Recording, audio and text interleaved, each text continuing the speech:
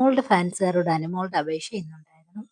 അനുമോൾക്ക് അവിടെ നിൽക്കണ്ട, എന്നെ ആരും വോട്ട് ചെയ്ത് ഇവിടെ നിർത്തണ്ട, എനിക്കങ്ങ് ഇറങ്ങിപ്പോയാ മതി എന്ന് അനുമോൾ ഇന്ന് അനീഷിനോട് അവിടെ മാരുതി കോർണറിൽ നിന്ന് പറയുന്നത്. അനുമോൾക്ക് അവിടെ നിൽക്കാൻ താല്പര്യമില്ലെന്നും അവിടെ ഒരു വിഷയം ഓൾറെഡി പട്ടാഗൾസ് തമ്മിൽ പിണങ്ങുന്നു, അതിന്റെ പേരിൽ ഒരു പ്രതിഷേധം പുള്ളിക്കാരിക്ക് ഒട്ടും താല്പര്യം. കാരണം എന്ന് വെച്ചാൽ പുള്ളിക്കാരി പറഞ്ഞ കാര്യങ്ങളെല്ലാം അവിടെ നിന്ന് വിളമ്പുന്നുണ്ട് ആതിരയും നൂറയും കൂടെ. ആതിരയും നൂറയും എന്തെങ്കിലും കാര്യങ്ങൾ പറഞ്ഞാൽ അനുമോൾ അങ്ങനെ പുറത്തെ പറയില്ല.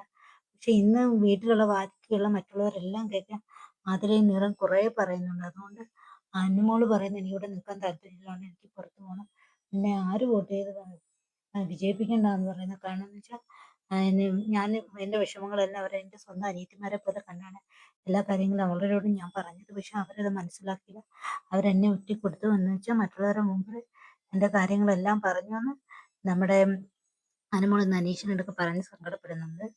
അതുകൊണ്ട് അനുമോൾക്ക് പുറത്തു പോകണമെന്ന് ആഗ്രഹം, അതുകൊണ്ട് ആരും വോട്ട് ചെയ്യണ്ടെന്നും അനുമോൾ പ്രത്യേകം പറയുന്നുണ്ട്.